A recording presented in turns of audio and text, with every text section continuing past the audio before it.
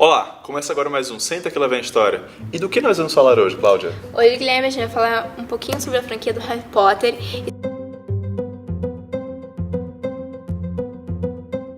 Bom, Clau, eu não li esse livro, A Criança Amaldiçoada, mas me disseram que é baseado numa peça que contou com a supervisão da J.K. Rowling. Isso mesmo. É verdade?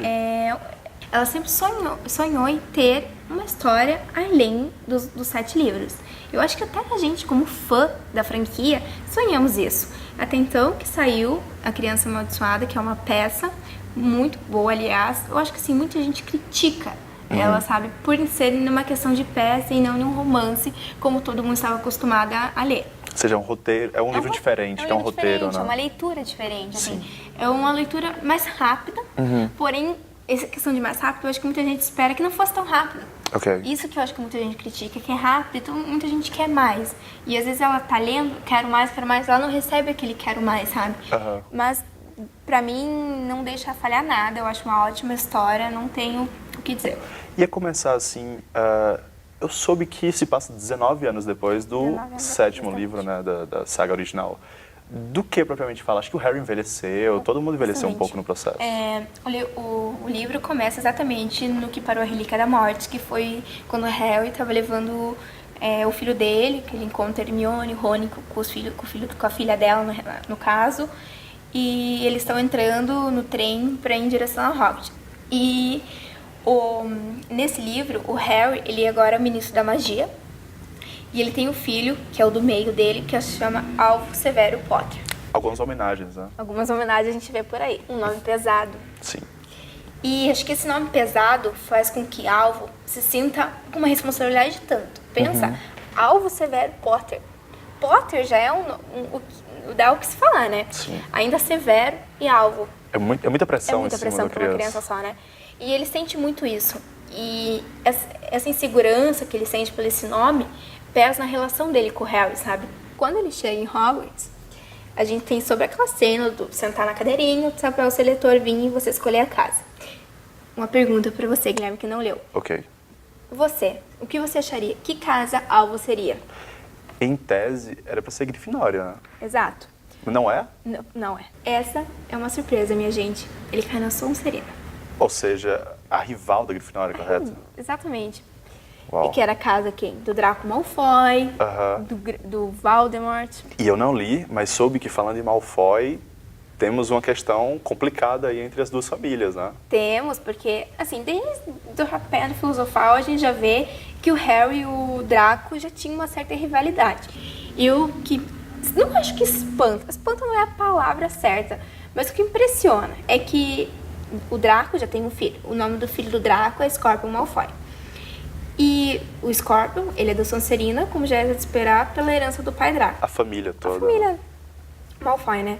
Só que com a entrada do Alvo na Sonserina, ele acaba se tornando o melhor amigo do Scorpion. O que, ao ver das pessoas em geral, não é de se esperar.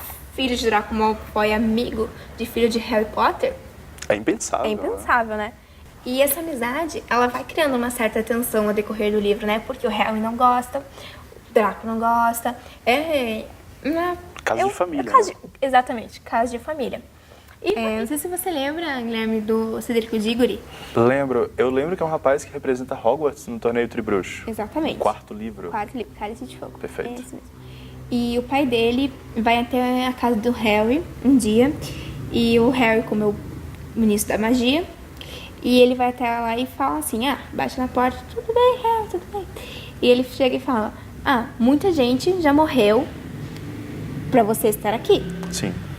Então eu acho que nada mais justo do que você poder salvar alguém que já morreu por você. E pra você fazer isso, você poderia usar o vira-tempo, que é usado no filme Prisioneiro de Azkaban, pela Hermione. Lembro. E ele pede pro Harry usar pra trazer de volta o Cedrico. Naquela época do torneio? Naquela época do torneio. O Harry voltaria até lá. Uau. Só que, como todo mundo sabe, e já foi dito em Prisioneiro de Azkaban, que o vira-tempo faz com que o tempo mude. Sim, as coisas todas... As coisas todas não vão ser mais iguais. Só que o Harry não deixa claro isso pro pai do Cedrico Nessa conversa. naquela conversa. E ele fala, não posso. O pai de Igor fica Pé da vida. Pé da né? vida. E vai embora. Só que nisso, quem estava escutando atrás da porta? O filho do Harry. Exatamente. O alvo. Alvo. Ok. O Alvo estava escutando atrás da porta. E ele fica, nossa, eu posso ser alguém. Eu não preciso ser o filho do Harry Potter. Eu posso fazer uma coisa boa. Ok. Então isso motiva ele a tentar salvar, né? Cedrico. Caramba, então a história é baseada É isso. nisso. Que Em questão interessante. de virar tempo. Interessante. Eu vou dar mais spoiler pra quem gostar de ler. Sem spoilers. Sem spoiler, já deu muitos por Deu hoje. bastante. E pensando nisso, né, como é baseado no roteiro de uma peça, Uhum.